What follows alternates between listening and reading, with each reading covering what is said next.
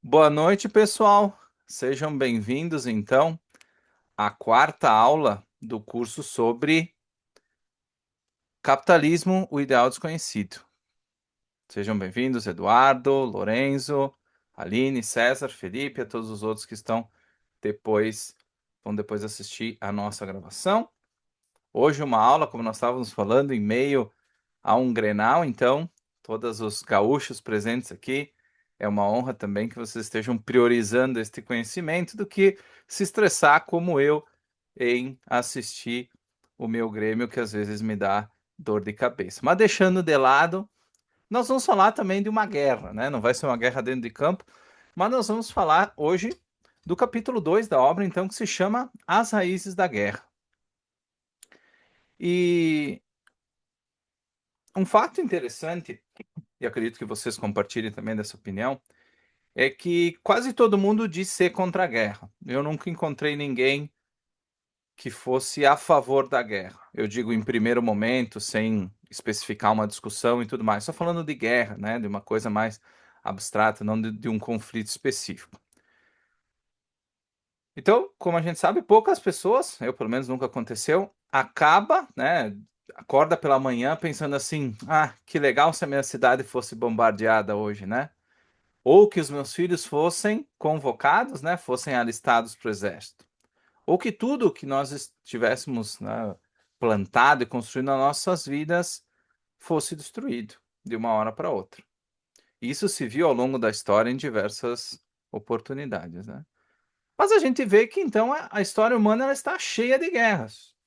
Nós conhecemos poucas pessoas, talvez, que apoiem isso, mas está cheia de guerras. Então tem alguma coisa aí. Alguma coisa acontece, né? Existe um dilema ali, existe talvez uma contradição ali envolvida. Então, se a guerra ela é tão destrutiva, de onde é que ela vem? Qual que é a origem da guerra? É recursos? É ganância? É natureza humana? Talvez nós sejamos esse ser belicoso? Religião? Talvez algumas tenham sido movidas pela religião também. Nacionalismo? Ditaduras? A vontade de fomentar o mercado das indústrias bélicas, né? Então, os lobbies dessa indústria, a gente tem o exemplo, por exemplo, dos Estados Unidos aqui, que é muito presente. Então, a gente pode citar diversos objetos, interesses e circunstâncias que rodeiam, né? Que podem ser causas de guerras. Só que a Rand, ela faz, é, ela nos pergunta não exatamente pelo que a gente guerreia, né? Ela quer ir um pouco mais além. Ela quer entender o que precisa ser verdadeiro na mente do indivíduo e do conjunto de indivíduos ali, que daqui a pouco formam uma nação ou exercem poder numa nação, e na política, para que a guerra ela seja aceita como um método bom, né? Um método interessante em relação a outras opções para a busca de objetivos, sejam políticos, sejam econômicos, né? Quando a gente vê uma guerra, eu, por exemplo, nunca vi uma guerra ao vivo, né? Mas normalmente as pessoas elas começam a viver a guerra quando começam os primeiros ataques, né? Os primeiros mísseis caem, ou drones, como a gente viu no conflito da Rússia e da Ucrânia. É quando cidades são ocupadas. Hoje em dia, aquela ocupação clássica dos exércitos entrando nas cidades, ela não é mais tão comum. Hoje, cada vez mais é uma guerra tecnológica. Então, normalmente é assim que a gente vivencia a guerra, né? Ou as pessoas que se veem em um estado de guerra. Mas isso não basta. A gente precisa entender que ideias legitimam essa iniciação da força, né? Que ideias estão por trás dos sistemas políticos que transformam isso em relações de poder, né? Em formas, em métodos de conquistar as coisas. E como isso se dissemina na cultura. Como um país inteiro, um grande número de pessoas passa a apoiar a guerra, sabendo que ela traz destruição, sabendo que muitas vezes ela traz morte, tanto de familiares ou de pessoas próximas. Então, por isso que discutir as causas reais das guerras é muito importante. Se a gente tem uma teoria errada da origem da guerra, qual que é a tendência? Nós tentarmos remédios errados para acabar com as guerras, correto? Então, nós vamos ver ao longo dessa discussão diversas, diversas possibilidades de causas de guerras, né? Inclusive, nós vamos ver como alguns autores liberais pensam a guerra, autores que são muito próximos de nós. Nas resenhas, por exemplo, aqui o Tiago, também o Lourenço, que fazem o processo de formação. Então, o César também, que já teve também em outros institutos. Então, nós vamos entender um pouco sobre a posição da Rand, obviamente, mas também outras posições e outras teorias sobre a origem das guerras e como isso impacta a nossa vida. Daqui a pouco, não como brasileiros participando ativamente de uma guerra, mas as consequências indiretas do início da guerra por outras nações, né? E como isso, e como essa discussão da origem da guerra, ela diz respeito muito a condições internas de cada país, aos problemas, às discussões que acontecem dentro de cada país, e como isso vai ser útil no nosso debate político atual também. Isso é bem interessante fazer essa ponte. Então, até aqui no curso, a gente viu o primeiro capítulo, a introdução, o primeiro capítulo, o que é capitalismo. Nós reconstruímos o capitalismo de dentro para fora, ou seja, a gente começou pelo indivíduo, pela razão, nós discutimos liberdade. Para quem não pôde acompanhar a primeira aula, eu também recomendo vocês darem uma olhada na gravação, né, nas primeiras 3 gravações, porque ali tem uma base, um retorno bem importante sobre a teoria dos direitos da Rand, que a gente vai tocar aqui, mas que não é o foco necessariamente da aula. Então, qual que é o principal destaque do capitalismo até aqui? O capitalismo é o quê? É o sistema social, essa é a definição da Rand, que reconhece os seres humanos, né, que reconhece que os seres humanos eles precisam pensar e agir por julgamento próprio, estando a força ausente desse processo. Ou seja, a Rand sempre dizia que, submetido à ameaça de força, com uma arma na cabeça, o nosso processo de razão desliga. Por quê? Porque toma prioridade a sobrevivência. Eu não morrer amanhã. Então, todo o meu processo mental, meu processo racional é desligado a partir do momento que eu vivo sob ameaça de força ou sobre o uso da força real dentro da minha situação. Por isso que num esquema de guerra civil é tão difícil desenvolver negócios. Não é por falta de pessoas que acordem cedo e vão abrir a loja, mas eu tenho o risco sempre de, ao sair de casa, aparecer alguém e me matar. Então, por isso que a Rand ela destaca muito isso, que o ser humano ele precisa da liberdade e ele precisa que um sistema social proteja que um governo proteja esses direitos e que o ser humano, então, ele viva num sistema social que permite que ele viva como um ser humano e não como um animal ou com medo de um tiro na próxima esquina. Então a gente viu o início, né, toda a formação do capitalismo desde a metafísica até a política, e agora a gente vai mudar de escala. Agora a gente vai para uma escala maior. Então, se uma sociedade livre organiza internamente, né, a convivência pelos direitos individuais, pelo princípio dos direitos individuais, que princípio deve orientar a relação dessa sociedade com outras sociedades? Até agora a gente viu o que relação deve pautar, né, a minha relação com o César, ou com a Roberta, ou com o Lorenzo, né, a nível individual. E depois eu com toda a sociedade brasileira, por exemplo.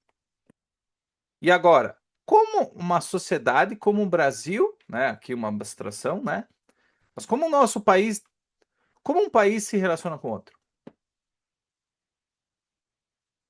Né? Que princípio deve orientar? O princípio que deve orientar é a guerra? É a troca voluntária? Quem se beneficia de uma opção ou de outra? Tudo isso a gente vai descobrir na aula de hoje.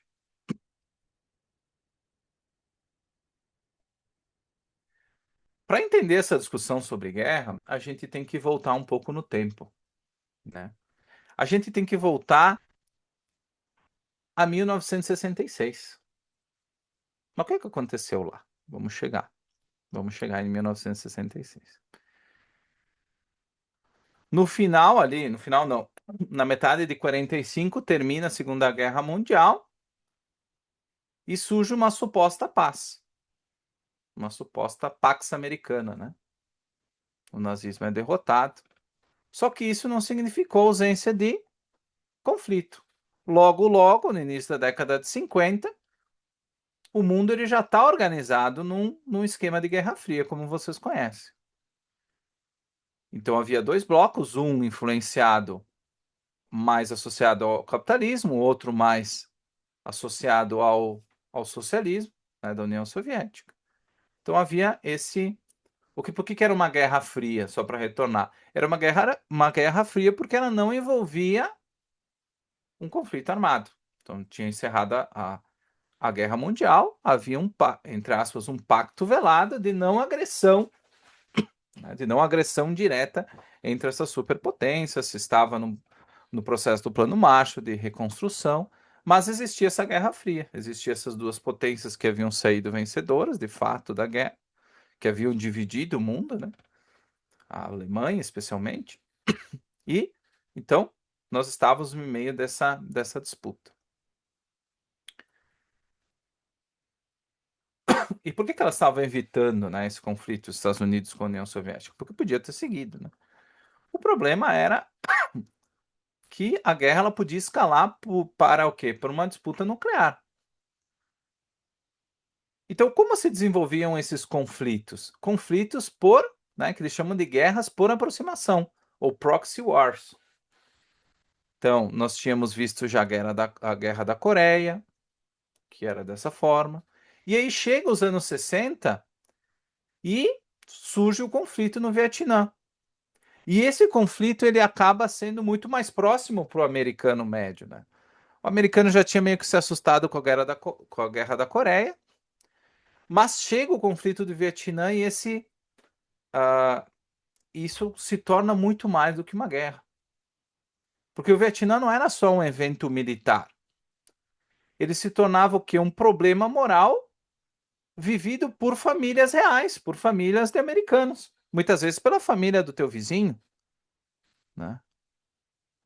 Era a primeira vez que se começou a discutir por que a gente manda jovens morrer numa terra distante, né?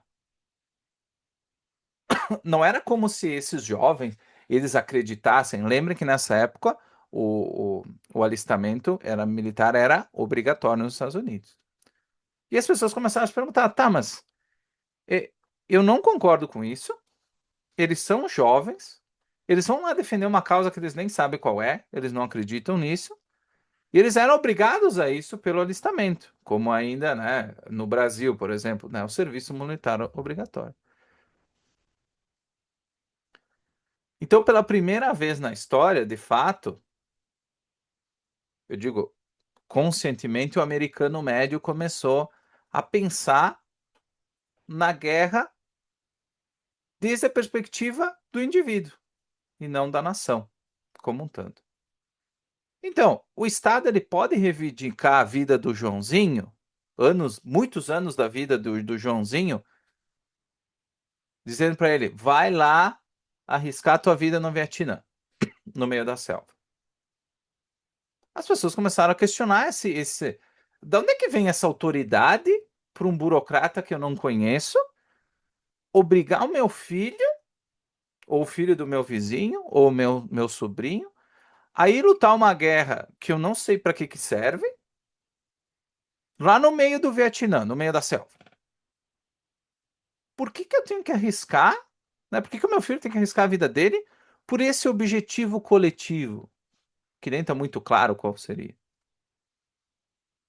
E aí milhões de famílias, né, na hora do do alistamento se viram frente a essa pergunta, né?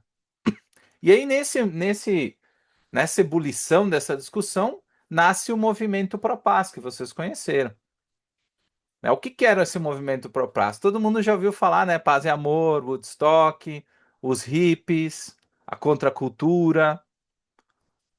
Lembra Imagine, do John Lennon? É dessa época. Era o hino dessa época, desse movimento, né? E o ponto de Woodstock não era transformar música em argumento político. Era dizer assim, era curioso notar que havia um movimento dizendo paz, amor e não a guerra, só que ao mesmo tempo, esse mesmo movimento defendia o quê? Sistemas socialistas como a União Soviética. Então a Rand levantou o dedo, disse assim: ó, pessoal, tem uma contradição ali. Como é que vocês dizem paz e amor e não a guerra, só que ao mesmo tempo vocês defendem justamente sistemas políticos que defendem o uso da força contra os seus próprios cidadãos e contra outras nações, né? Fora isso, ainda existia a questão da bomba atômica, né? Que era um grande, que depois a gente vai entrar mais a fundo sobre a opinião da Rand também sobre a bomba atômica. Então o fato da bomba atômica não cria a raiz da guerra. A raiz da guerra não é a bomba atômica, mesmo porque existiram guerras antes, né? E muitas guerras depois. Só que o que que a bomba atômica faz? O que que a ameaça nuclear desperta? Ele faz as pessoas pensarem mais. Opa, se a gente não descobrir a raiz da guerra, o motivo das guerras entre as nações, é mais fácil que caia uma nuke, né? Uma bomba nuclear na minha cabeça amanhã. Então as pessoas começaram a se ligar. Opa, nós temos que descobrir qual que é a raiz da guerra. Não adianta só dar paz e amor. Não é mais suficiente. Literalmente pode cair uma bomba e destruir toda a cidade, como tinha acontecido no Japão. O exemplo estava dado, o recado estava dado. E os conflitos iam crescendo, começavam em lugares mais afastados, estavam chegando próximo da Europa. Então isso começou a chamar a atenção. Todos esses motivos chamaram a atenção, né? Então, quando a gente fala de guerra, a gente tem um contexto agora, para vocês já entenderam o contexto que surge, o contexto no qual a Rand escreve esse texto, né? Ou seja, ela não escreveu As Raízes da Guerra porque ela acordou de manhã cedo e deu vontade. Ela trouxe essa discussão porque era uma discussão muito quente no momento. É como uma pauta quente. Vocês lembram ali dos eventos que eu fiz de escrita de resenhas e de artigos? É justamente isso. Isso é uma pauta quente na época da Rand. E a Rand, de fato, via. A Rand, como vocês sabem, ela viveu sob o regime soviético, o início do regime soviético, né? Depois de 1918, ali da Revolução Bolchevique. Então, ela entendia o que isso significava. Ela entendia quem era o inimigo, por exemplo, dos Estados Unidos e o que ele fazia. Ela não era enganada pelas narrativas dentro dos Estados Unidos da época, né, por exemplo.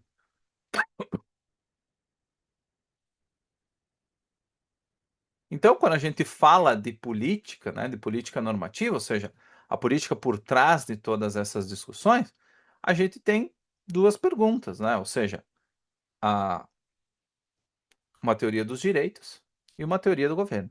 Então, essas são os dois pontos centrais quando a gente fala posteriormente depois de guerra. A gente precisa ter duas teorias muito claras nesse sentido. E disso surgem duas discussões que, inclusive, são muito presentes no Brasil ou qualquer outra nação: a política doméstica e a política externa. Então, em primeiro lugar, eu pergunto como é que o sistema social deve se organizar dentro das minhas fronteiras, e depois que isso está decidido, eu vejo, então, como é que eu vou me relacionar com os outros, né? Então, até agora a gente falou de política doméstica nas outras aulas, e agora a gente vai para esse segundo lado, que é como um estado se lida com outros estados. Alguma pergunta, pessoal?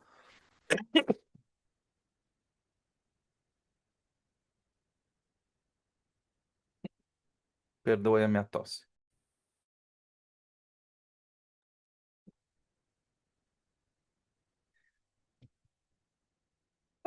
Antes da gente chegar na Rand, porque querendo ou não, a Rand ela é relativamente recente na discussão sobre guerra, já havia, eu selecionei três formas de explicar a guerra, antes da Rand, né? Uma primeira resposta, que pode ser a resposta de vocês aqui na aula, diz respeito a uma desarmonia de interesses, ou seja, o motivo da guerra, o motivo da guerra seria o quê? Né? Eu vejo dois países em guerra, e aí eu digo assim: olha, o interesse dos Estados Unidos é X e o interesse do Irã é Y. Então existe uma incompatibilidade.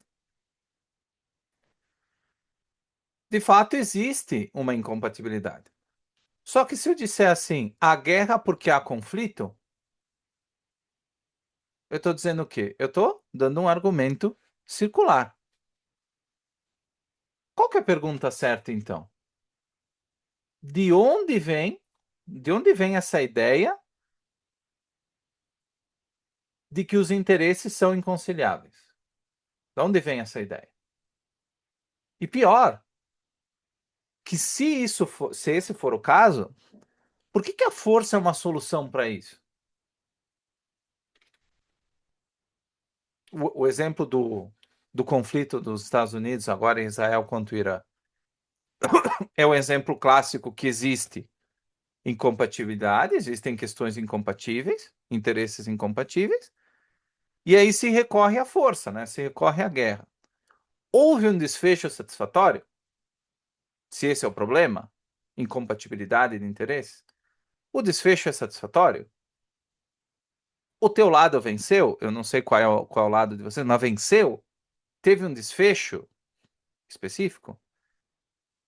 Fica essa pergunta. Então, o primeiro que falou de guerra mesmo, mais popular, pelo menos para a maioria das pessoas, foi o Marx. E, e o que ele dizia, né? Que todos os conflitos sociais, fossem dentro do país ou entre países, eles se explicavam pelo quê? Por condições materiais, condições de classe, de relações de produção. Então, no plano internacional, o conflito ele seria também causado justamente por isso, disputa de recursos, expansão econômica. Então, tudo isso seria o motivo da guerra. O motivo da guerra seria material.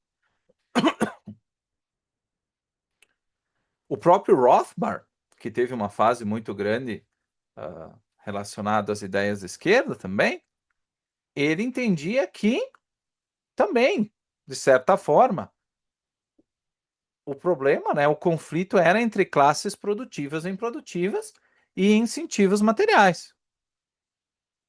Eu não estou aqui reduzindo a tese da guerra do Rothbard a Marx ou nem nada disso, mas eu convido vocês a verificarem que existem alguns insights semelhantes aí. Então, o que acontecia no marxismo, né? A burguesia e o proletário, eles ocupam posições materiais opostas, e por isso eles teriam, como a gente sabe, interesses estruturalmente conflitantes. Então, no plano internacional, quanto mais a economia crescia, era necessário novos mercados, matérias-primas e áreas de influência. E aí surgiriam as guerras e o que eles chamam de imperialismo, que seria a manifestação dessas contradições.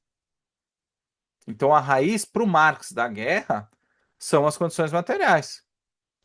Então, se a gente removesse, se a gente eliminasse essas desigualdades vindas da economia, da questão material, a gente resolveria a causa fundamental do conflito e não haveria mais guerra. Essa era a tese do Marx.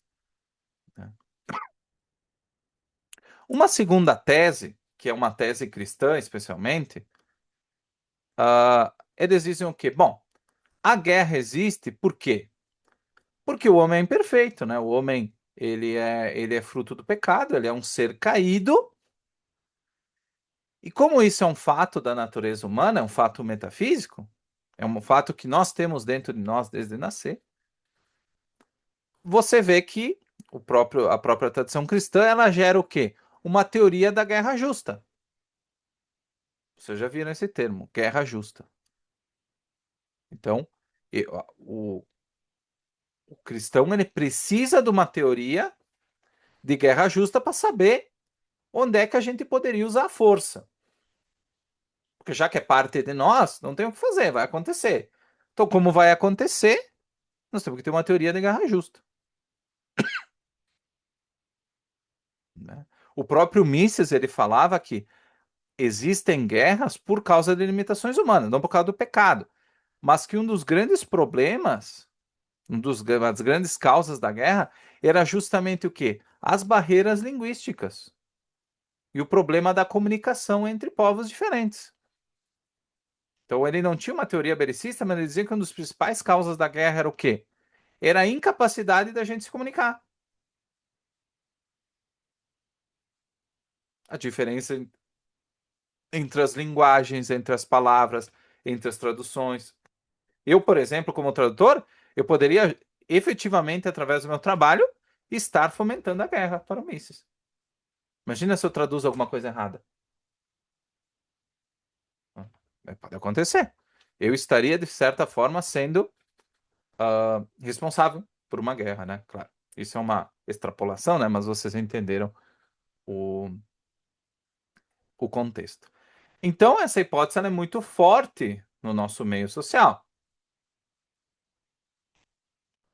Então, se limitações nossas, ou pecado, ou imperfeições, né? Se tudo isso é parte permanente da nossa vida como seres humanos, então sociedades relativamente boas, elas também poderiam entrar em conflito, né? Então, o que a política pode fazer nesse caso? Reduzir risco, criar umas regrinhas, tentar distinguir a agressão da defesa, mas nunca se poderia eliminar a possibilidade de guerra na sua raiz, porque, querendo ou não, a não ser que eliminasse toda a raça humana do mundo. Daí tudo bem. Mas enquanto houvesse duas pessoas em países diferentes, estava aí a possibilidade da guerra. Então, a teoria da guerra justa, a teoria cristã da guerra justa, era justamente para responder, ela tenta responder a esse fato, né, a um mundo onde que existem conflitos graves até hoje. Né? Uma outra teoria que vocês conheceram também é uma teoria fascista e tribalista. O que é então a causa da guerra, né? A guerra ela não é apenas um mal inevitável para o fascista, para o nazista. Ela é uma oportunidade, né? Uma oportunidade para manifestar força, para mostrar a grandeza do povo ariano, né? A superioridade da raça ariana, né? Adriana não, perdão, ariana, né? Então o valor de um povo ele se mostraria como? Conquistando, dominando outros grupos para mostrar a sua excelência. Né?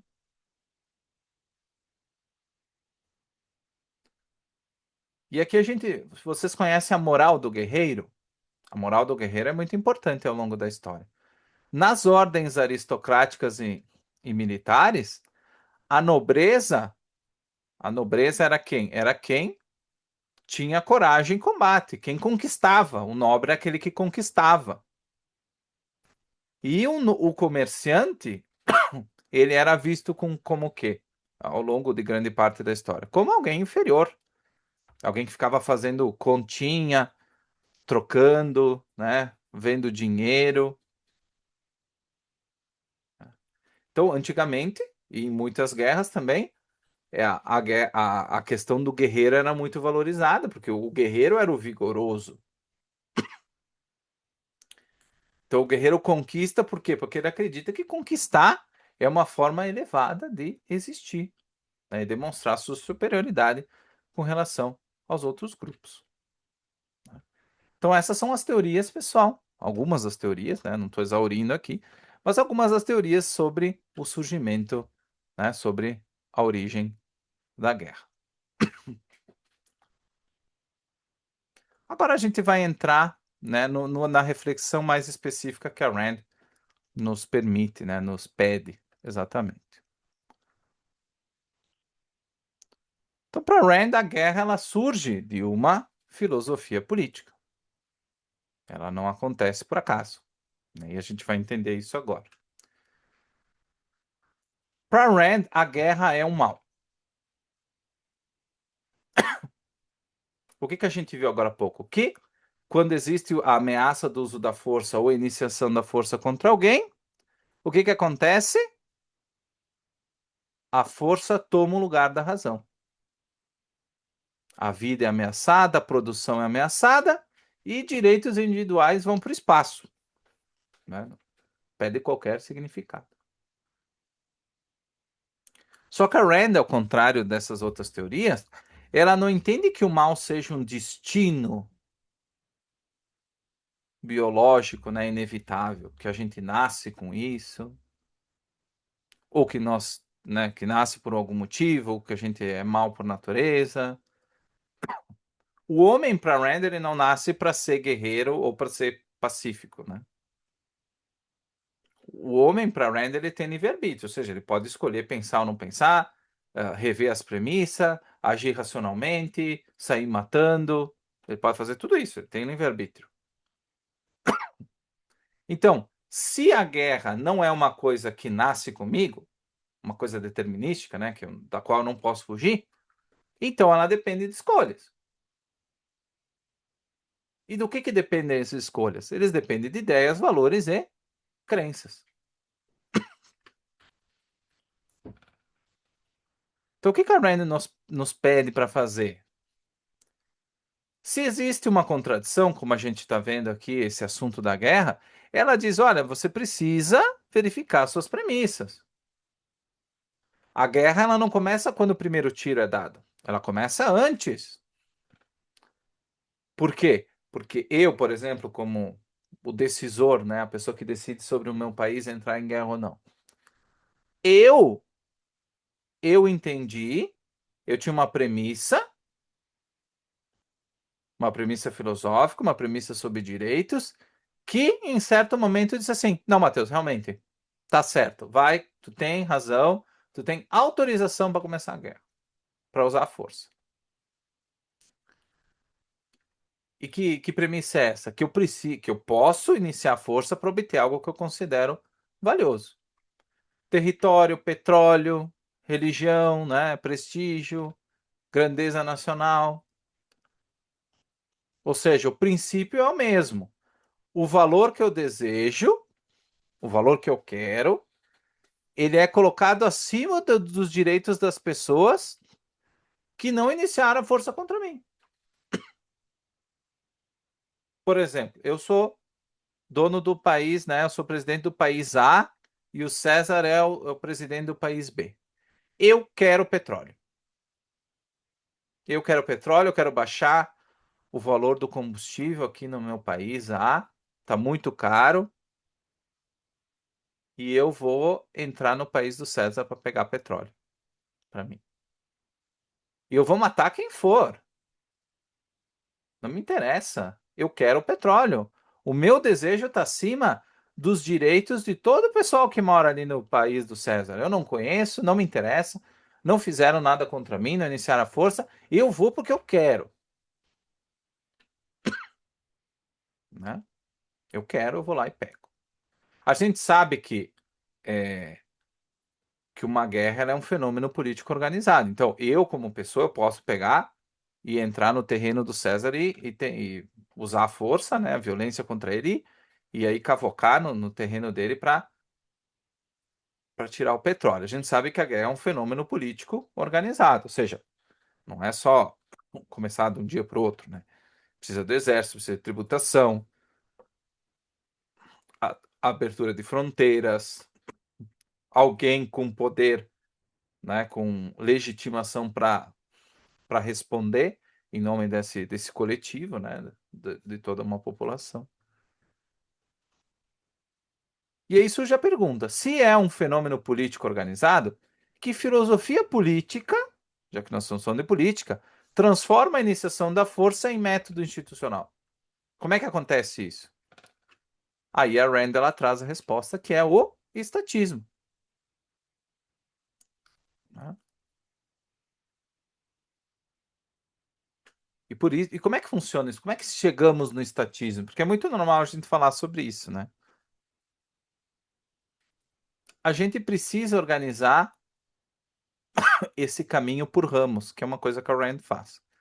Determinismo na metafísica, irracionalismo na epistemologia, altruísmo na ética, que a Rand sempre criticou, coletivismo no campo social e estatismo na política. Né? Existe uma cadeia que explica por que nós chegamos no estatismo. Então, se o Estado ele pode declarar que determinados fins coletivos justificam coerção interna, o princípio necessário para a coerção externa já está disponível. O indivíduo pode ser usado como meio para obter, né, para os objetivos da coletividade. Ou seja, essa é uma ideia por exemplo, do alistamento obrigatório. Essa é a premissa. Que eu posso usar um indivíduo, né, para obter valores do coletivo.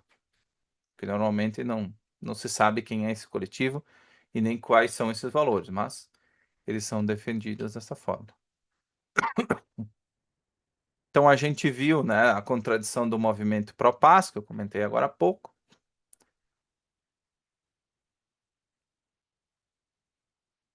Uma coisa que a Rand falou na aula passada, ela falou de uma coisa chamada premissa tribal. E ela entende que o estatismo ele começa numa premissa tribal. A gente viu algumas coisas agora há pouco.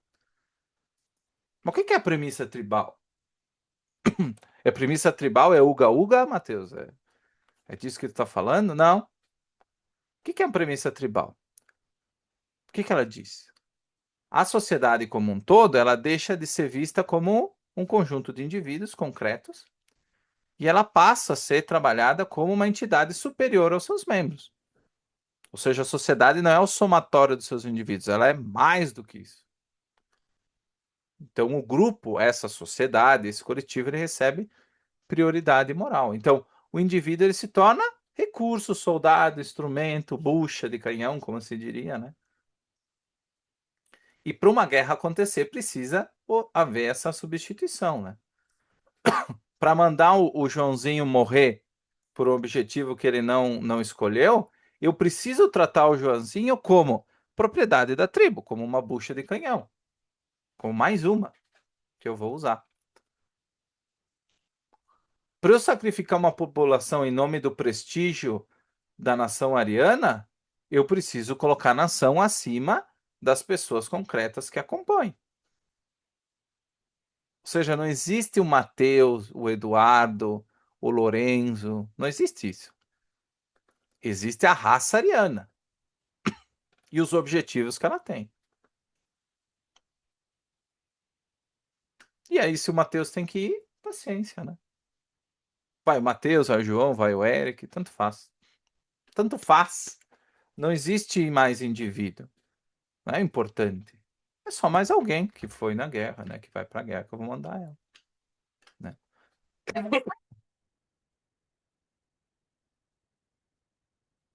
Exatamente, são apenas números, como o Eric colocou ali.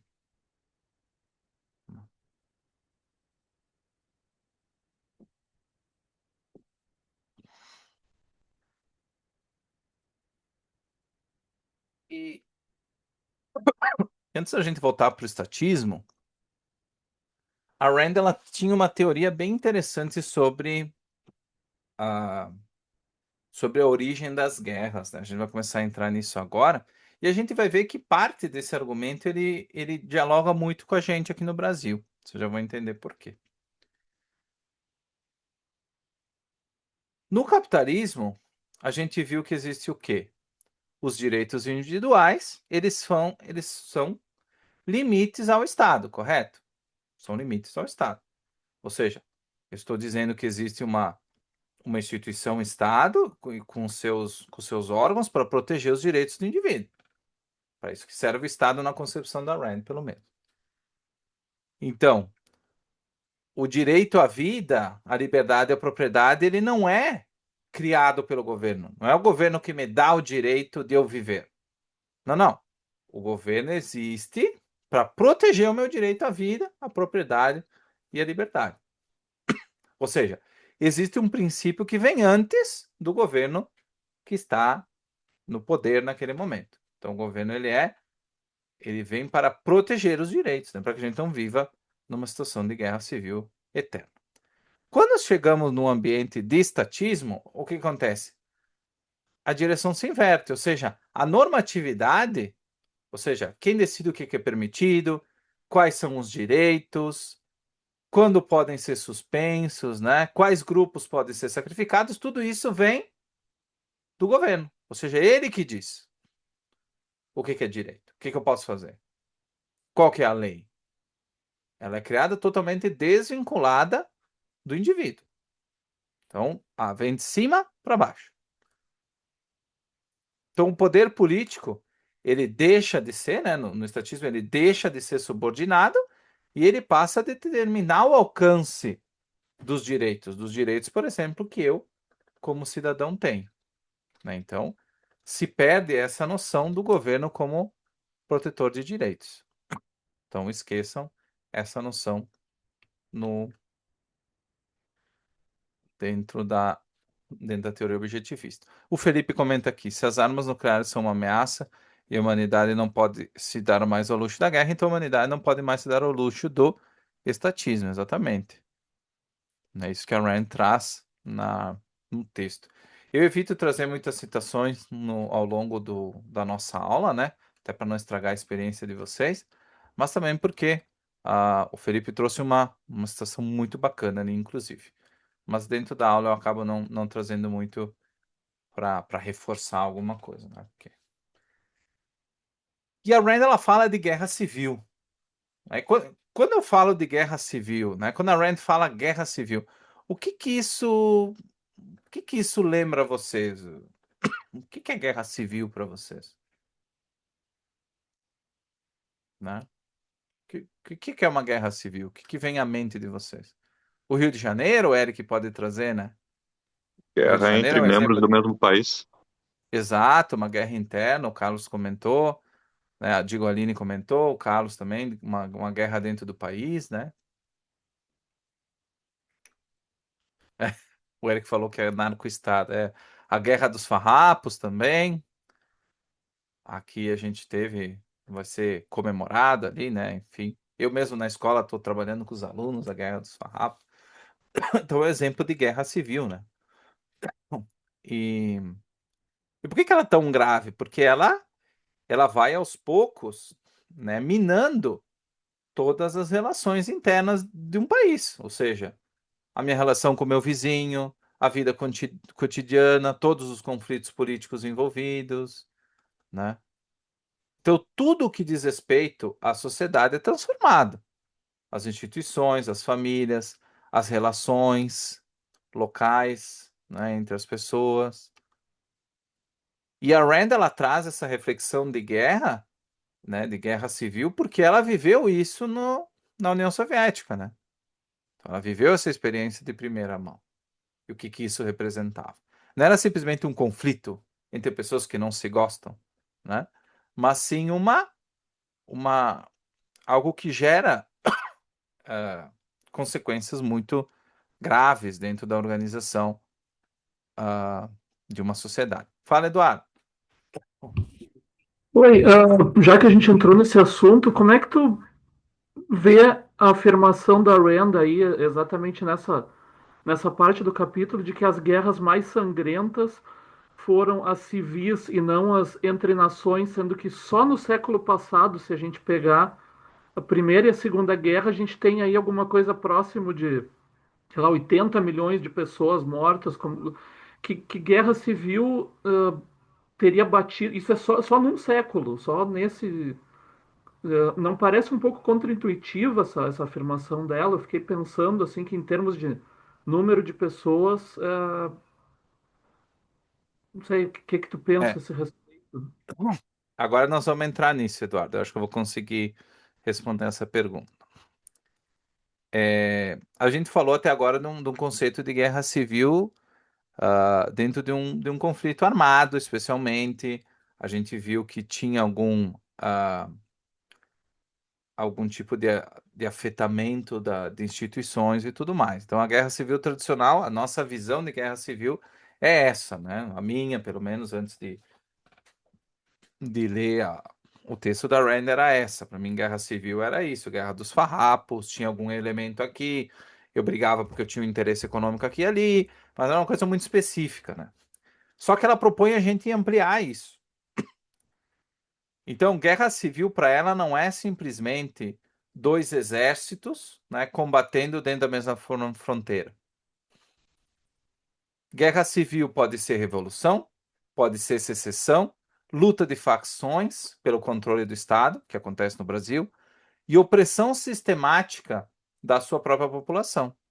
Então, a guerra, por exemplo, dentro do contexto da União Soviética, todas as mortes que ocorreram, né, as transferências de pessoas para o Alasca, todas as políticas da União Soviética eram formas de conflito interno, eram formas de guerra civil.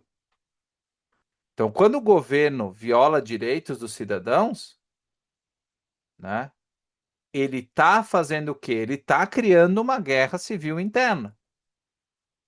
Tanto é que as pessoas começam a caguetar, né, a caguetar um que outro, a caguetar o seu vizinho, a matar o seu vizinho, a denunciar o seu vizinho vai morto, aí eu perder a casa, aí eu chamar o Eduardo de burguês e ele perder a casa.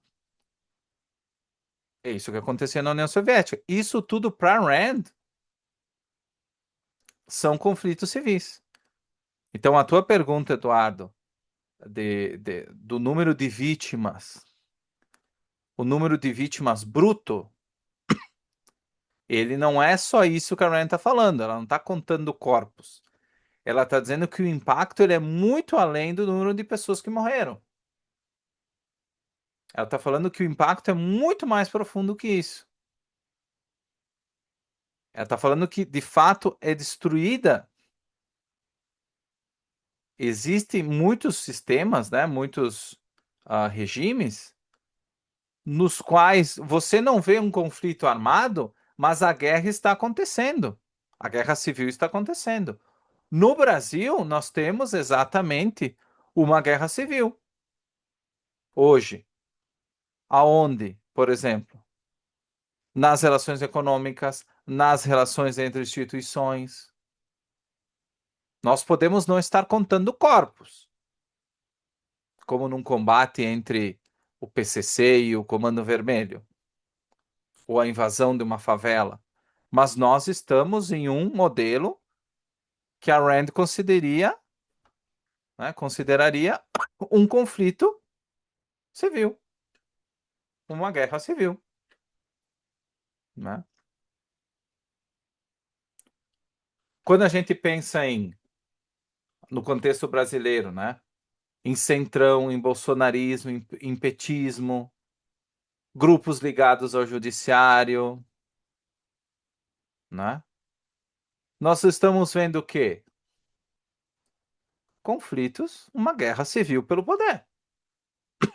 É uma guerra civil fria, ou seja, eu não tenho uma guerra aberta, mas eu tenho diversas tribos buscando poder político.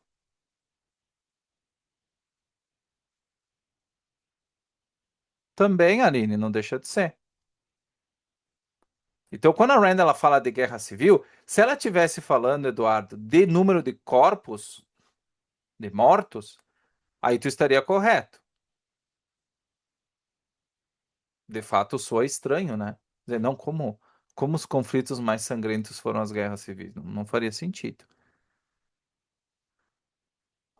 Mas, de fato, nós estamos, hoje no Brasil, por exemplo, em um tipo de guerra civil, onde o conflito ele não tem tanque na rua, mas ele tem conflito pelo domínio dos instrumentos jurídicos, pela questão fiscal, pela questão orçamentária. O nosso futuro hoje está sendo discutido, está sendo impactado definitivamente.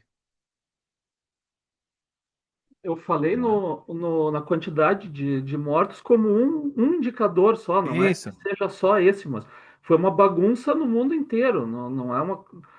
o número de mortes é só um dos itens, no caso, né? Isso. Não é que seja o Mas único. mas eu entendi o que tu quis colocar. Mas é realmente a métrica principal que a Rand traz.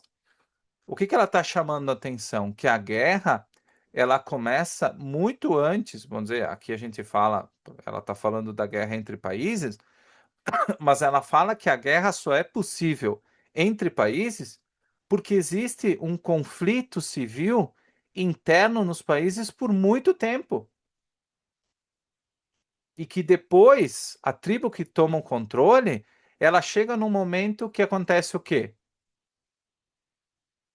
Que não é mais possível essa tribo sobreviver só dentro desse país. Ela precisa sair.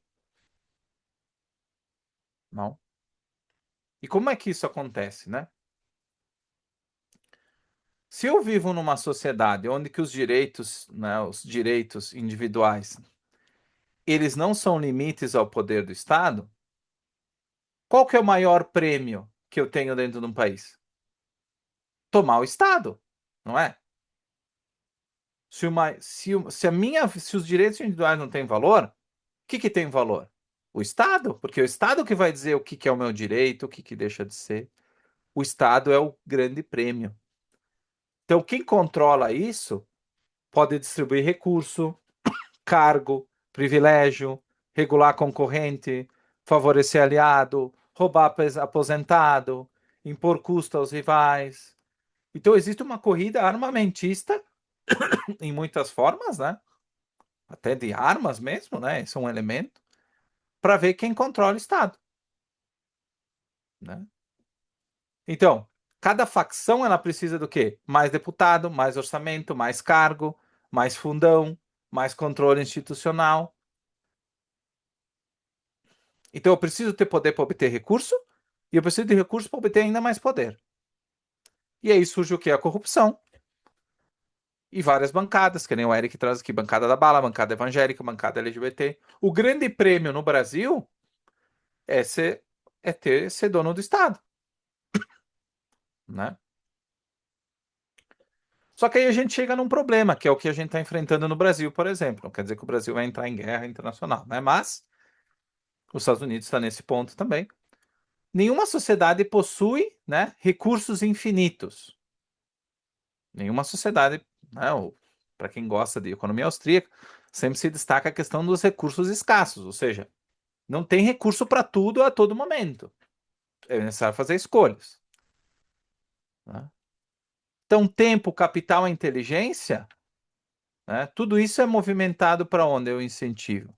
Para buscar privilégios, ou seja, eu gasto mais dinheiro com lobby muitas vezes do que contratar gente para produzir, porque eu preciso ter o poder.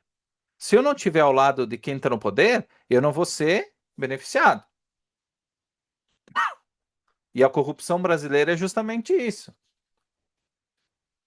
Muitas empresas, erroneamente, é claro, elas vêm assim: opa, eu estou num local que é profundamente hostil aos negócios.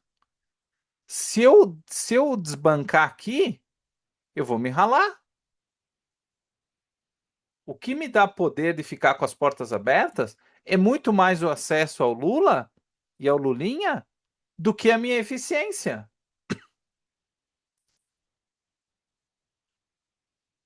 não é?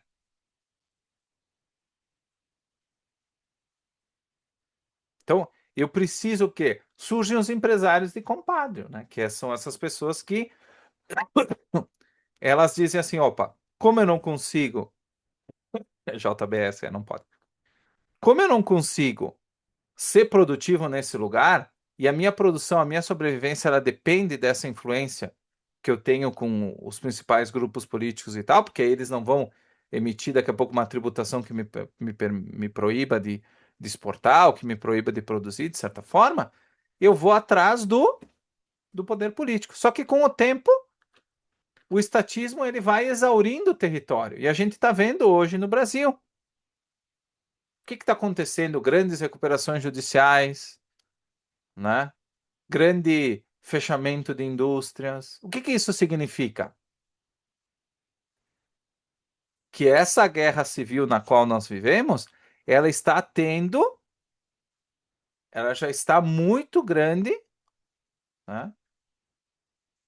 Ela está se tornando parte fundamental da nossa vivência como brasileiros. E aí, o que que a gente pode esperar? Mais corrupção, mais problemas assim, mais falências. Por quê? Porque o poder político ele tomou o lugar do poder econômico. É isso que a Rand traz. Eu não sei se o Eduardo teve a chance de ver o curso da Virtude do Egoísmo, mas é isso que a Rand está falando. O capitalismo, o que que impera no capitalismo? A troca voluntária entre as pessoas, a troca produtiva entre as pessoas. Quanto mais existe governo na economia, quanto mais existe o poder político, que é o poder da força, na economia, mais o poder econômico vai para fora, mais eficiência vai para fora. Entende? Então, quanto mais eu coloco o poder político, que ele é diferenciado pelo uso da força, menos tenho colaboração voluntária entre os indivíduos. É o que eles chamam da economia de crowd in e crowd out. Então, quanto mais governo entra na economia, menos empresa eu tenho na economia. Porque ele vai ter que ocupar o mesmo espaço. Né? Até o Carlos trouxe, né? Dos 10 conflitos mais mortíferos da história, 4 são guerras civis chinesas, por exemplo. Né? Então você entende? O problema não é. A, a Rand está dizendo o quê? Que todas as grandes guerras, Eduardo, por exemplo, que tu trouxe, a maioria delas ela é causada por uma guerra civil anterior, dentro do próprio país. É isso que ele está trazendo. É isso que ela está fazendo a gente se perguntar. Por isso que não tem como tu falar de uma guerra externa sem entender o conflito interno anterior, né? Depois eu vou te passar, eu vi que eu te mandei a mensagem, depois tu me avisa qual que tu quer assistir primeiro da Virtude, porque são também meio semestre de curso, Eduardo. Realmente tu não vai conseguir ver tudo daqui a pouco no mesmo ritmo. Então só me avisa que eu vou te passando. Então por isso, né, que a gente pode ligar a política doméstica à guerra internacional. Então o que que acontece? O que que o estatismo faz? Aumenta o conflito interno, porque tem muitos grupos querendo poder. Essa briga por poder, ela destrói as forças produtivas. O Brasil é um exemplo. Um regime improdutivo, como é esse regime tribal, ele tem que olhar para fora em busca de recursos, porque ele está destruindo a economia interna. E aí a busca por recursos, ela é uma consequência e não a causa da guerra. Né? Então, antes de conquistar um recurso, antes do Trump ir lá para o Irã, ele já precisa aceitar que conquista é um meio legítimo.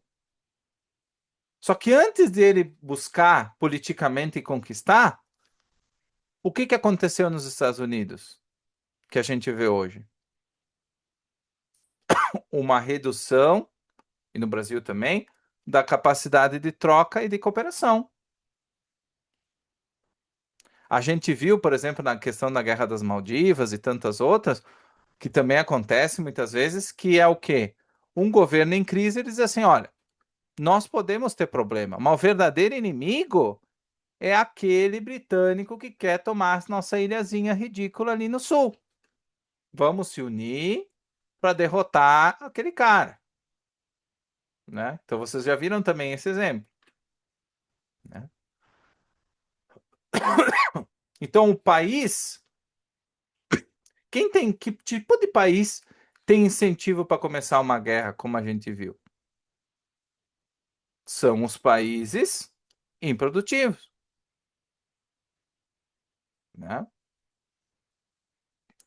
Um país escravo, um país que não respeita direitos.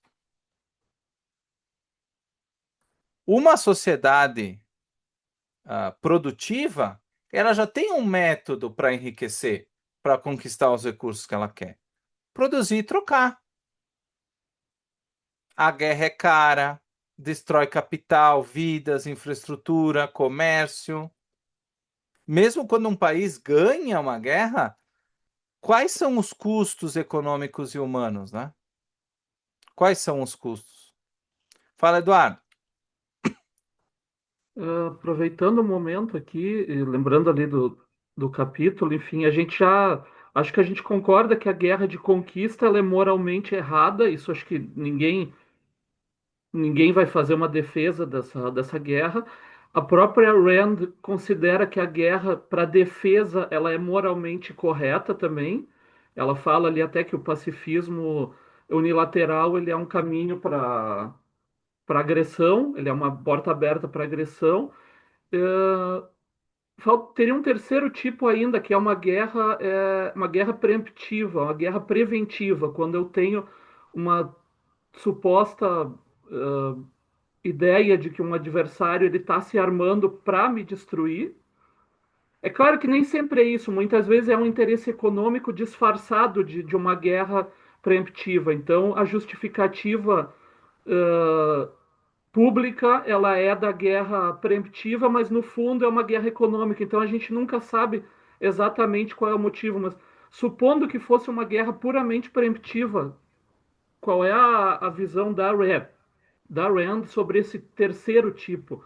Porque a gente sabe que tem interesses econômicos dos Estados Unidos no Irã, é verdade, mas também existe uma, entre aspas, justificativa, pelo menos apresentada, de que se trata de uma guerra preemptiva para evitar um conflito maior num futuro, para evitar que o país adquira uma arma nuclear, ou enfim, a capacidade de produzir armas nucleares, ou, enfim, como é que ela vê esse terceiro tipo? Em algum trabalho dela, ela menciona, ela se posiciona contra ou a favor disso, porque é uma área meio cinza, né?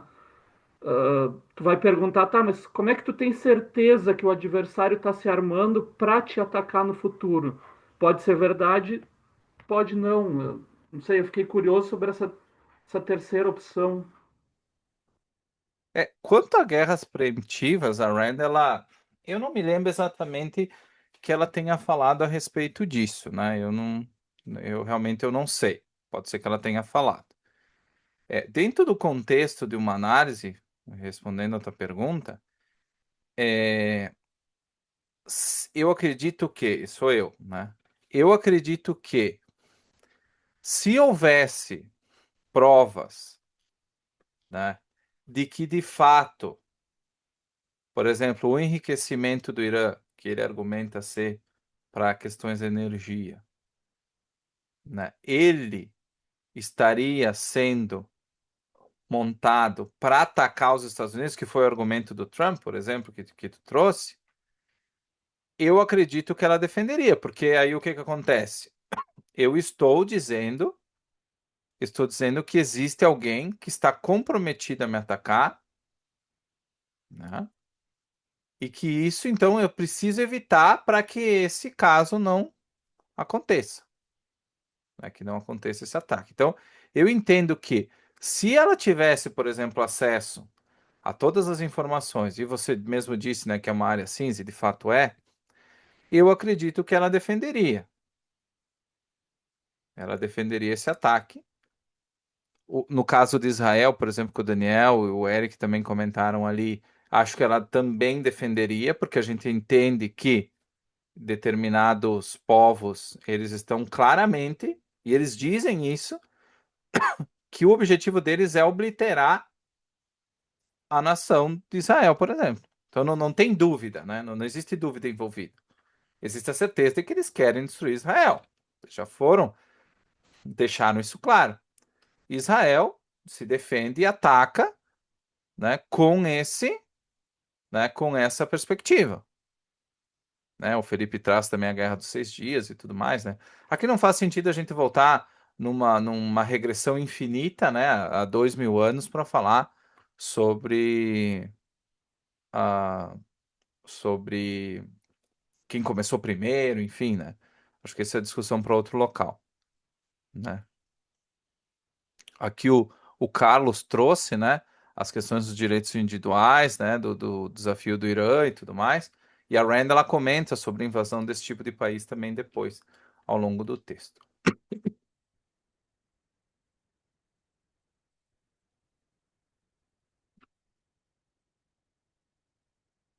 Então, né, ao longo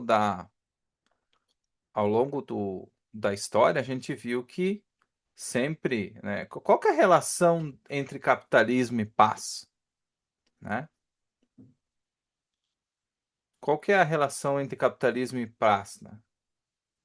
A Rand ela fala que o capitalismo, a expansão do capitalismo como sistema, para ela, ocorreu muito mais ao longo de um intervalo relativamente pacífico, que foi entre as guerras napoleônicas e a Primeira Guerra Mundial, em 1815 e 1914. Então chamavam aquela época de Belle Époque, né? A época bela, né? Porque aí supostamente ocorreu muito mais industrialização, inovação, comércio, por mais que existissem conflitos, algumas revoluções ao longo do processo, só que esse período mostrou, pelo menos para Rand, que quanto mais produção e comércio, menos conquista, né? Menos o processo de conquista existe entre pessoas e países. Então é menor o incentivo econômico e moral para tratar o outro, né, o outro indivíduo ou outra nação como vítima de saque.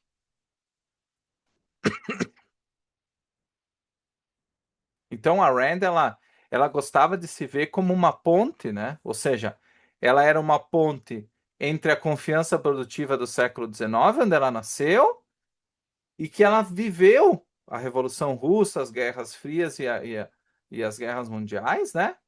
Então ela se via como uma ponte entre o que para ela considerava bom, que era essa época entre guerras, né? Entre grandes conflitos, e o depois das grandes guerras e da Guerra Fria. Era como se fosse um beacon, né? Um farol de liberdade mostrando que sim, que era possível voltar aqueles tempos, né?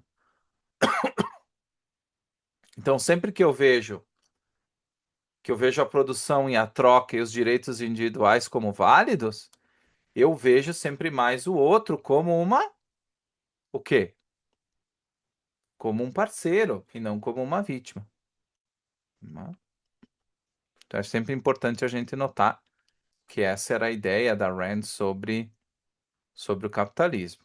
Eu deixei aqui também na página 9 para vocês verem uma reflexão sobre o filme Os Brutos Também Amam, que fala justamente da relação do comerciante e do guerreiro, dessas duas figuras ao longo do tempo. Então eu deixo essa curiosidade para vocês. Se vocês não assistiram o filme, é bem bacana, né? Para vocês poderem verificar também.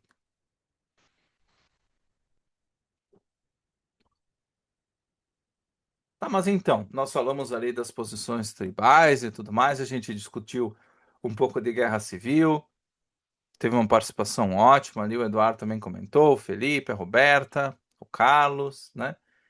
E então qual que é a política externa do capitalismo, de um regime capitalista? Né? Basicamente é a mesma coisa que é internamente, ou seja, a troca de valor por valor. Então, uma nação capitalista, ela busca benefícios de que forma? Através do acordo, do comércio, e não de conquista, e não de subordinação coercitiva. Né? Então, eu não estou falando que toda relação internacional é uma relação comercial, ou seja, uma postura materialista. Mas a orientação é sempre troca de valor por valor. Né? Então, tudo que serve para a relação entre indivíduos, ela também serve em relação a nações. Né? Então, deve ser uma sociedade capitalista sempre vai, né, deve preferir a persuasão, o acordo, a troca e não a força. A força só para se defender, como o próprio Eduardo comentou, né? O Carlos trouxe uma colocação muito interessante ali sobre a Lost Cause e os confederados, né? Muito importante ali. Não é o tema da nossa aula, mas é muito bacana. Inclusive, o Carlos tem um canal no YouTube bem interessante. Carlos, depois coloca ali o link também para pessoas que têm interesse em política, em reflexões e na tua participação também em alguns debates recentes.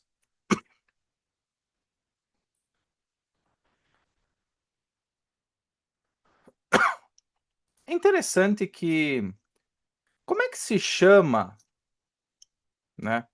Como é que se chama o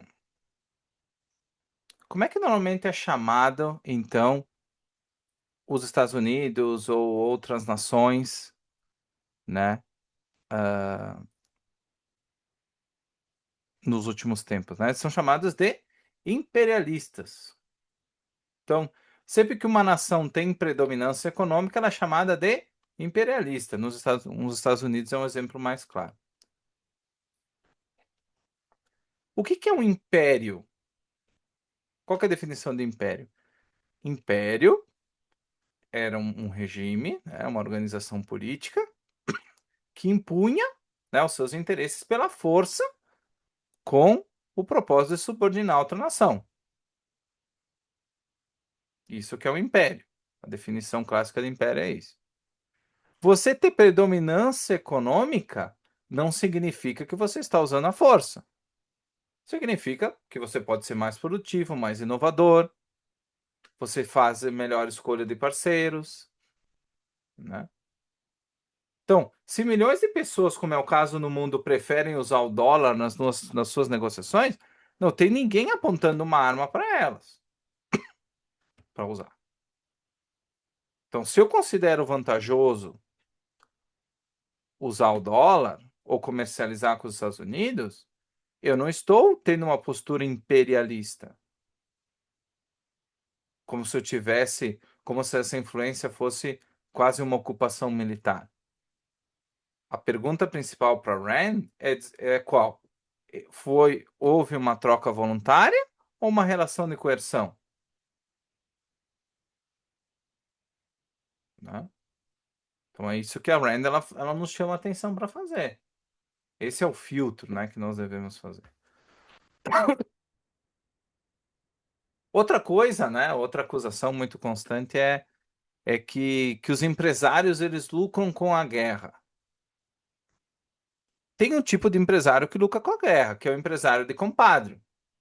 Agora, o dono do bar, da padaria, de uma fábrica de sapato, ele não tem benefício em comércio interrompido, mais impostos, trabalhadores enviados para o front. Né? Então, o empresário de compadre, que é o amigo que é o tribalista, ele sim consegue alguns contratos, privilégios, acesso especial. Então, esse tipo de empresário, ele se beneficia. Mas, novamente, esse tipo de empresário não é o que tem maior poder numa sociedade capitalista. Então, não é esse tipo de empresário. O que produz caças para destruir outras nações. No contexto dos Estados Unidos atual, eu digo que eles estão muito bem obrigados, sim. Enquanto o empresário real, esse está sofrendo.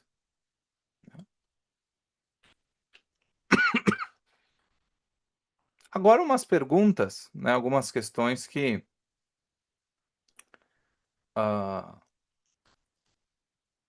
que são interessantes ali do ponto de vista que geraram mais polêmica quando a Rand publicou esse texto e também ela sempre foi questionada muito a respeito disso. O que a Rand achava do pacifismo? Ela que colocou ali antes no chat que o pacifismo é uma coisa ruim. Né? O que é ser pacifista? O que é ser pacifista? Vamos entender. O que é ser pacifista? O que o pacifismo defende? Coloque ali no chat, ou pode levantar a mão. Eric, se quiser comentar também. O que é ser pacifista? A gente tem que ter clareza quanto a isso. O que é ser pacifista? Que cargas d'água é ser pacifista?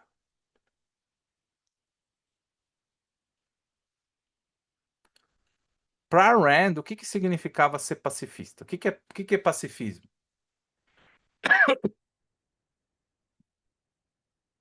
Ó, primeira coisa que a gente tem que fazer é distinguir ser contra a guerra e ser pacifista. Não é a mesma coisa. A Rand era totalmente contrária à iniciação da força, totalmente. Mas ela não compara agressão e defesa, né?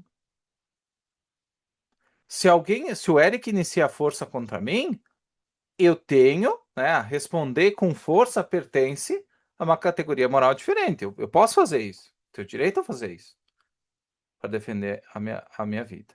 O que que o pacifismo diz? Que o uso da força ele deve ser abolido, mesmo diante de uma agressão. Lembram do dar outra face? É isso aí. O Eric vem me dar um tapa na cara, eu dou outro lado para ele bater na outra também. Eu não reajo. Na política externa é isso. Desarmamento, não retaliar, tratar a vítima e o agressor, né, como moralmente equivalentes, né? O Eric fala, né? É aquela galera que quer combater o Comando Vermelho, assassinando mulheres, idosos e crianças, dando flores e livros. Então a Rand ela é totalmente contrária ao pacifismo. Por quê? Porque ele apaga a distinção moral central para ela. Se uma sociedade livre abandona por princípio a capacidade que ela tem de se defender, quem que se beneficia disso? O agressor. Por isso que o pacifismo, para ela, é uma forma de altruísmo na política externa, ou seja, quem respeita direitos sacrifica sua defesa em benefício de quem não respeita. Então, quem se beneficia é o agressor. E a gente está falando aqui de política externa, de guerra e tudo mais, mas quantas vezes a gente se comporta, né? Eu, pelo menos, me comportei várias vezes quando eu era pequeno como um pacifista, guardadas as devidas proporções, né? E isso que o Eric trouxe de exemplo é muito claro também. É, às vezes estava jogando um futebol lá, né? Chegava, levava um carrinho, ficava quieto. Ia lá, pegava a bola de novo, vinha, te derrubava de novo. Quantas vezes a gente deu a outra face, né? Quantas vezes a gente aceitou isso? Quantas vezes a gente foi, de certa forma, pacifista, né? Frente às situações. A gente não se colocou, a gente não reagiu para impedir que isso se tornasse um costume, né? Isso também serve no nível individual, se a gente souber colocar isso em perspectiva. O Eric trouxe o exemplo do referendo das armas, né? O problema da falta de armamento, querendo ou não, no, tendo o Estado como decisor. Então a gente tem diversos exemplos que a gente pode trabalhar de formatos, né, de pacifismos, tanto internos quanto externos. A aula, claro, foca no exemplo de política externa, mas traz essa discussão para o nosso dia a dia, né? Como é esperado, a Rand também é contrária ao serviço militar obrigatório. Para Rand não havia diferença entre moral e prático, era a mesma coisa para ela. Ou seja, se uma sociedade realmente livre estiver sob ameaça real, os indivíduos concretos, né, que têm valores concretos aí, a família, a propriedade, as instituições, a própria liberdade deles, eles vão se colocar para defender o seu, uh, o seu território, os seus valores. Então, Rand acreditava nisso. Não precisava alguém obrigar. Eles se disporiam a defender o seu território, porque ali estava envolvido não necessariamente a defesa do vizinho, mas a defesa de todos os valores que tornavam a vida daquela pessoa valiosa. Se hoje eu soubesse que haveria uma guerra contra a minha cidade, eu faria o possível para ir defender, porque a minha vida não teria significado se eu perdesse todos os meus valores. de uma hora para outra. Imagine. Tudo. Eu perdi a minha família, eu perdi minha casa, eu perdi minha fonte de alimento, eu perdi meu emprego, eu perdi meus amigos. Imagina, que vida eu iria ter? Uma vida tenebrosa. Talvez nem valesse a pena continuar vivendo nessas circunstâncias. Então, uma coisa que a Rand chama atenção. Ela não entendia que o alistamento militar obrigatório seria necessário para defender o país, caso fosse necessário.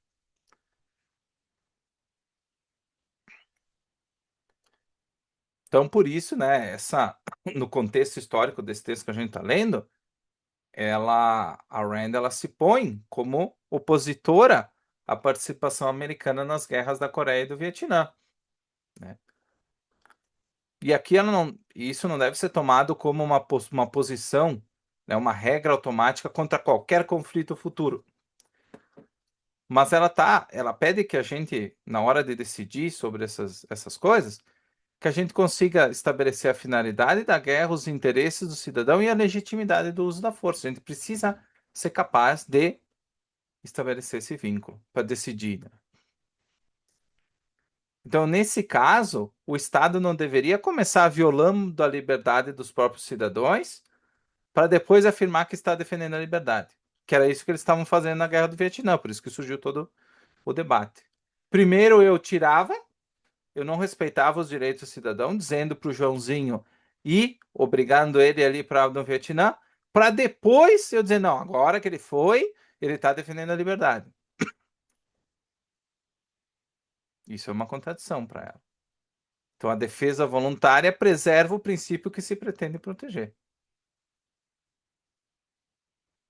E ela também argumentava que forças armadas formadas por voluntários, eles tendem a ser, né, mais eficientes do que pessoas que estão lá como mercenários ou como ou obrigados, né, dentro de um serviço militar obrigatório.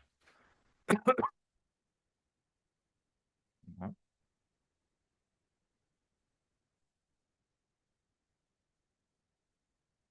E a Rand, ela faz a gente se perguntar, mas quem que são os verdadeiros causadores culturais da guerra? Quem que é responsável? Né?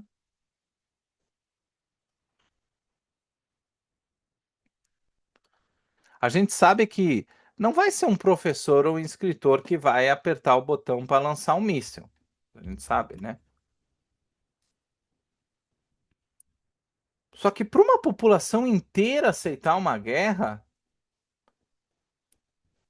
precisa haver categorias morais capazes de justificá-la.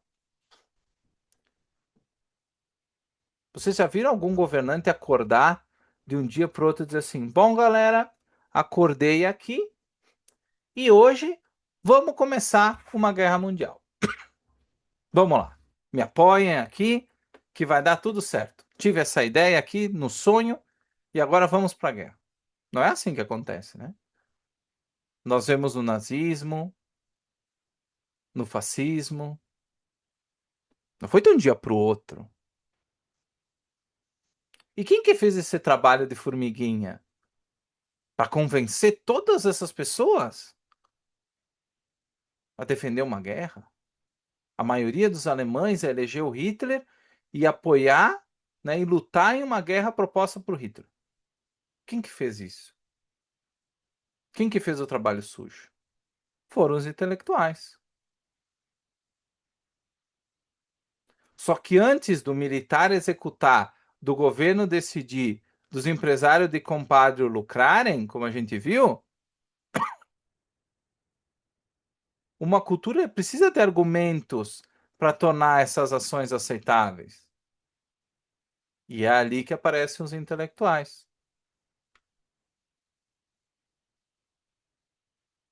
Então, como é que funciona a ordem? Vamos entender, então. Filosofia fornece conceitos. Os intelectuais fazem o quê? Pegam esse conceito, sistematizam e difundem. A cultura transforma certas ideias em senso comum. Então, algumas ideias que elas eram um pouco disseminadas, elas se tornam senso comum. Os políticos usam esse vocabulário que se tornou senso comum. E aí as decisões concretas, por exemplo, de disparar o míssil, elas já encontram uma linguagem moral pronta para justificar. Por isso que não adianta trocar de cargo, não adianta trocar o governo do momento, seja no Brasil ou qualquer outro lugar. Se eu não atacar as ideias que legitimam o sacrifício e a conquista, tanto faz. Foi isso que aconteceu no governo Bolsonaro, por exemplo. Eu tive vários amigos que participaram e fizeram um bom trabalho. Criaram a lei de liberdade econômica e tantas outras coisas. Parabéns, palmas. Parabéns pelo trabalho feito. Sabe quanto durou depois que o governo Lula assumiu? Sabe quanto durou na cabeça das pessoas, da maioria das pessoas? Já caiu tudo. Já caiu praticamente tudo. Ou seja, eu troquei as pessoas, elegi um outro candidato que teoricamente era mais a favor da liberdade, e o que que aconteceu? Não sobrou nada.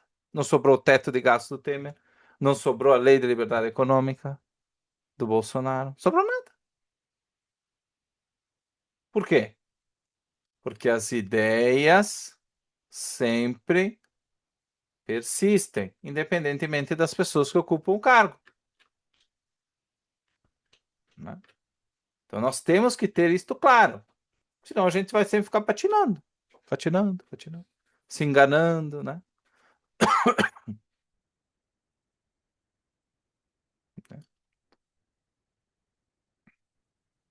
Outro tema que também foi muito quente na época da Rand era a bomba atômica em si, né? O que a Rand achava da bomba? Ela apoiava a bomba atômica?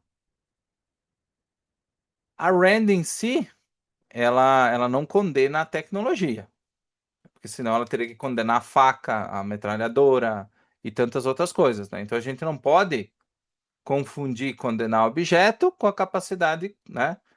Com a capacidade do uso moral ou não. Ou seja, a pergunta que ela sempre fez é: quem possui a arma, sobre quais princípios políticos e para que finalidade, né? Então a gente já viu que o fato de existir a bomba aumentou o grau de urgência de discutir essas coisas que a gente está discutindo na aula de hoje, né? Então, não adianta um tratado técnico de desarmamento. Isso não é suficiente. O problema mais político é sempre, digo, o problema mais profundo é sempre político e filosófico. Que tipo de governo controla essas armas? Que concepção de direitos limita? E que ideias orientam sua política externa? Essa é uma pergunta para o Irã, por exemplo, né? Uma arma não possui filosofia. A bomba não sai caminhando e se explode em algum lugar. Governos possuem, decisores possuem. Então, se um regime agressivo permanece agressivo, retirar uma tecnologia específica pode reduzir uma capacidade sem eliminar a premissa que buscará outras formas de coerção. Então, é uma reflexão que talvez seja útil para o Eduardo, quando ele colocou a questão do Irã, por exemplo. Então, a solução duradoura, novamente, não é atacar a causa, né? Eu digo, o instrumento. Vamos ver quantas bombas ele tem. Eu tenho 50, não, ele tem 60. Opa, daí temos que produzir mais para ficar igual. Essa não é a solução. A gente precisa atacar a causa política e moral. Porque dependendo das ideias que movem esse país e movem os políticos envolvidos, a gente vai ter mais tranquilidade de que daqui a pouco esse país não vai jogar uma bomba aqui na nossa cabeça, né?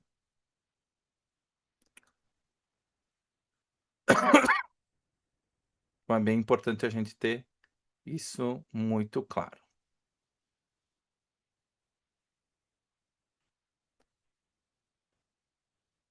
Eu vou deixar para vocês também um material extra. Até vou comentar por cima aqui, mas ele vai ser mais abordado também no material, ali na página 3 até o final, que é, vamos testar então essa teoria da Rand, né? A gente entendeu a cadeia, né, já estabelecida, e aí a gente tem a oportunidade agora, antes de finalizar a aula, de, de entender como teorias diferentes, né, sobre a origem da guerra produzem políticas externas diferentes, né? Então, vamos falar da posição chamada de neoliberal, que é tão famosa, né, é usada pela esquerda e tudo mais. O que defende uma política neoliberal, uma política externa neoliberal? Essa posição neoliberal, ela compartilha daquela daquela premissa praticamente marxista, que é uma premissa materialista, né? Então, o conflito, numa visão neoliberal, ele é medido muito por condições materiais, né? Então, se eu explico a guerra em grande medida por condições materiais, o natural é eu defender o quê? Que soluções materiais sejam as melhores. Então, mais comércio, mais interdependência, instituições globais. Então, essa perspectiva neoliberal, por exemplo, ela chegou a defender o quê? Que quando eu integro ditaduras ao comércio mundial, eu vou negociar lá com o Irã, nós vamos fazer comércio, aí vai gerar prosperidade, e, em última instância, vai cair o regime dos Ayatollah. Então a liberalização vai gerar uma liberalização política, né? Isso era o que a política liberal, neoliberal, né, entende como a solução. Eu troco e da troca eu vou gerar moralização, ou seja, eu vou gerar liberação, né, liberalização política. Aí a gente tem um teste nessa teoria. Vamos testar a China. O que sempre se acreditou no caso da China? Eu vou integrar a China à economia mundial, que ela ficou muito tempo fora disso. E aí o regime vai cair. Ninguém vai mais querer ser comunista. Ninguém vai querer viver sob um regime comunista. O que aconteceu? Aumentou a capacidade material, é uma potência econômica e a filosofia política não mudou em nada. Continua mesmo. Ou seja, a troca ela não moraliza. Quando eu compro, vendo ou emprego alguém, eu não me transforma automaticamente, não transforma automaticamente as minhas premissas morais ou políticas. O Carlos trouxe, os europeus acreditaram nisso e ficaram dependentes do óleo e gás da Rússia. Exatamente isso. A troca não moraliza, a troca não transforma premissas morais ou políticas. Seja no Irã, seja na Rússia, seja aqui no Brasil. Não muda. O comércio, ele pode trazer benefícios materiais, e ele traz, mas ele não é um mecanismo automático de liberalização moral ou política. Não acreditem nisso, não funciona, não é verdade. Então esqueçam essa perspectiva.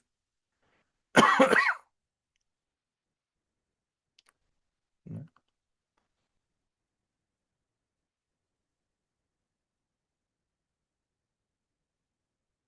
Não. Qual que é a posição objetivista, então? Qual que é a posição objetivista? Né? Ela está defendendo o quê? Quer tratar moralmente com as nações? Você não pode tratar todas as nações como moralmente equivalentes, porque elas não são. Né? Porque o libertário, né? A posição libertária, por exemplo, antes de entrar no objetivista, ela é o seguinte: olha, não deve ter influência do Estado em nada na política externa. Então, não é para participar de organismos, de organismos multilaterais, não intervenção, não vamos participar de nada, cada um com o seu, né? Mas a troca é livre. Então a gente pode trocar com as ditaduras também, né? Então, isso funciona? Isso chega a ser pior do que a postura neoliberal. Porque eu continuo alimentando as ditaduras, eu não tenho uma defesa de princípios,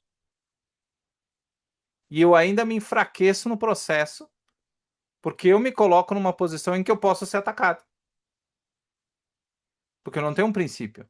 O princípio é não ter princípios. Ou seja, desde que troque e o Estado não se meta, tá tudo bem. Essa é a posição libertária. Do libertarianismo mais radical, isso que eu estou trazendo aqui. E existem diversas posições libertárias. Eu estou trazendo aqui uma posição mais radical. A posição objetivista, então, o que ela faz? Pessoal, todas as nações não são moralmente equivalentes. Tem uma diferença entre um país que protege direitos e uma ditadura que escraviza os seus cidadãos. Então, a política externa de uma sociedade livre, para o objetivista, o que ela pode fazer? Ela não pode ignorar a natureza política do regime com o qual se relaciona. Eu não posso fechar os olhos. Ah, não, eu vou trocar com a China, tá tudo certo. Ou vou trocar com o Irã, tá tudo bem. Não, não pode fazer isso. O que é a política externa objetivista? O que ela defende? Né? Eu vou me ligar com sociedades que protegem direitos, eu vou comercializar com elas. Eu não vou negociar com uma ditadura que vai se tornar uma ameaça. Isso é mais complicado, claro, quando a gente está falando de economias mistas, como o Felipe comentou antes. Então a gente precisa ter um contexto maior. Agora, eu não vou sustentar materialmente um regime hostil, não se torna racional apenas porque a transação é voluntária entre as empresas. Porque se mesmo o dinheiro que está sendo produto dessa transação voluntária, ela pode ser usada para destruir a própria empresa logo no futuro. No futuro ali adiante.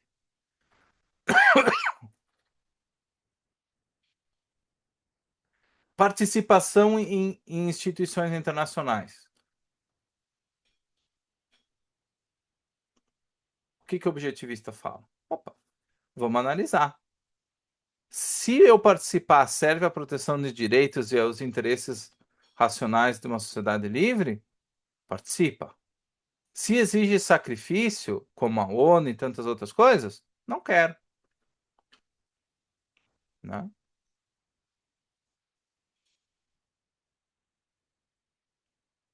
Uma outra coisa que o Eduardo pediu antes.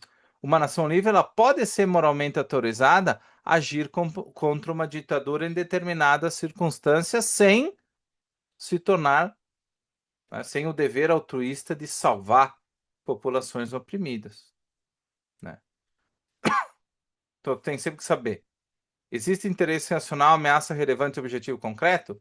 Se existe, então vale a pena a gente agir, né, como uma nação livre. Então a gente precisa ter isso muito claro. Então, qual que é a conclusão que a Rand nos pede hoje? Se a guerra começa antes da fronteira, antes do primeiro tiro que é dado, a paz também começa. Então, a paz e a guerra ela não começam na diplomacia, elas começam na filosofia. Depois elas passam pela cultura. E quando está consolidada na cultura, a gente chega no ponto final, que é justamente tornar isso uma realidade através da guerra. Então, se a guerra começa quando a força é aceita como método para obter valores, A paz começa quando uma sociedade estabelece o princípio contrário. Valores devem ser produzidos ou trocado, ou, né, ou trocados e não conquistados. Então, essa é a conclusão que a Rand pede para nós no dia de hoje. Então, não adianta fazer tratados de desarmamento, tratado de paz, ou viver na esperança que todo mundo vai gostar um do outro e que todo mundo vai cantar Imagine, como os hippies lá de Woodstock. Ela depende do quê? De uma ordem social em que o método normal de obter valor é outro, que é o método da razão, que é o método da troca. É ali que está o segredo, se nós queremos paz, né? Alguma pergunta, pessoal? Uma dúvida. O César pergunta, né? Como justificar as relações americanas com a Rússia no meio do conflito Rússia-Ucrânia?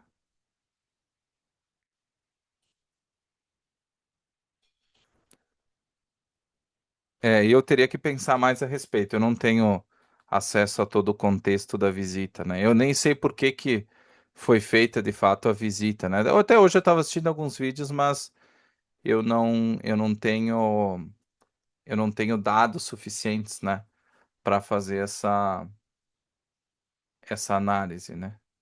Eu entendo que os Estados Unidos mandou representantes para falar do suposto, né, ah, apoio da Rússia ao Irã. Eu acho que é isso, mas eu não tenho uma, vamos dizer assim, uma posição formada a respeito. Eu não tenho acesso ao contexto suficiente dessa viagem, mesmo porque foi uma viagem muito estranha, né? Uma viagem no qual ah, não tem contexto suficiente, então eu não saberia te dizer. Vou ficar te devendo isso, mas podemos voltar a isso numa próxima aula também, assim que a gente tenha mais clareza ali sobre o caso. Mas, né, tentando chegar mais perto de supondo, né, muitas coisas a respeito disso, é, a Rand ela pediria para a gente fazer uma análise sobre os interesses envolvidos, né, sobre o contexto. O que que está em jogo? Em que ponto essa visita está defendendo os interesses americanos, né, da nação americana, frente à Rússia, ou frente aos conflitos que ela está fazendo. Então a Rand ela não tem uma postura fechada pró ou ah, contra a guerra. Ela sempre pede para a gente avaliar o contexto. Outra pergunta que o Eric levantou agora. São interesses dos americanos ou do Trump? Essa é uma outra pergunta que também precisa ser respondida, né?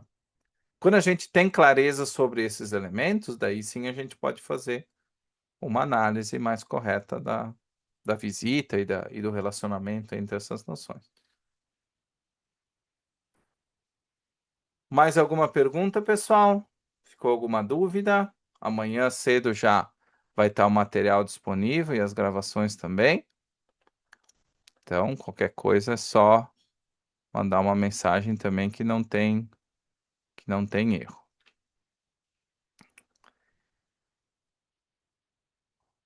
Ah, o Carlos comentou, uma das hipóteses é que o representante americano foi avisar para não tentar nenhuma brincadeira em território da OTAN que arrebente a corda.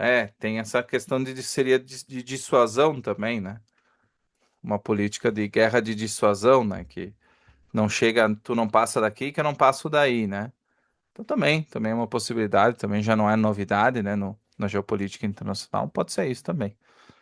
Cabe a gente conseguir analisar. Vou dar uma olhada no canal do professor Ock. Quero ver o que ele fala. Faz tempo que eu não consulto os vídeos dele também, não dou uma olhada ali.